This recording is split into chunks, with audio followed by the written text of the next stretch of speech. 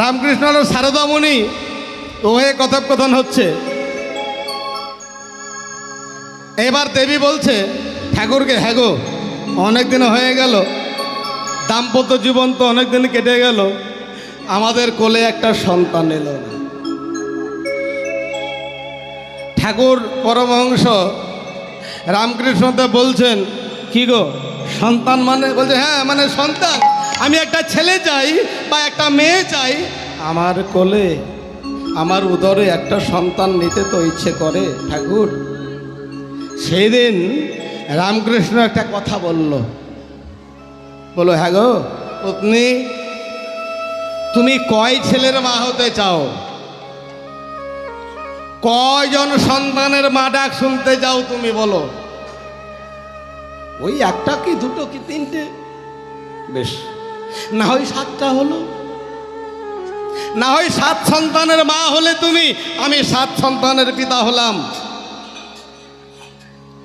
কিন্তু একবার ভেবে দেখো তো, নাইবা হলে 1 কিংবা 2 কিংবা 3 সন্তানের মা, এই জগৎবাসী যদি তোমায় মা বলে ডাকে,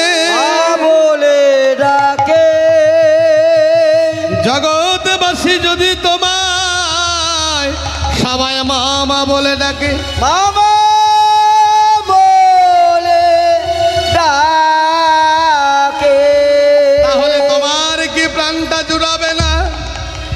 জগৎবাসী সবার মা ডাক শুনে তোমার মনটা কি আনন্দে ভরে উঠবে না? তোমার হৃদয়টা কি উৎফুল্ল হবে না? চেতনা ফেরলো, তাই তো,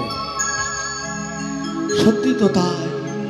আমি না হয় 1টা কি 2টো কি 3টে বা 4টে সন্তানের মা হলাম, 4 জন মা বলে ডাকলো কি 3 জন মা বলে ডাকলো কি 2 জন মা বলে ডাকলো, বড় জোর 5 থেকে 7 জন মা বলে ডাকলো, কি না জগৎবাসী যদি আমায় মা বলে ডাকে, জগৎবাসী সবাই যদি আমাকে মা সারদা বলে, মা বলে ডাকে, আমি তাতেই শান্তি ঠাকুর।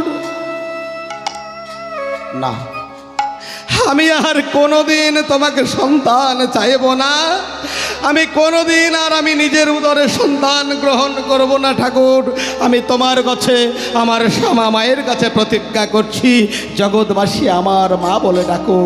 আমি আজ থেকে জগৎবাসীর সন্তান, জগৎবাসীর মা, আজ থেকে আমি জগৎবাসীর মা, আজ থেকে আমি জগৎবাসীর মা, আর আজ থেকে সারা জগৎবাসী আমার সন্তান।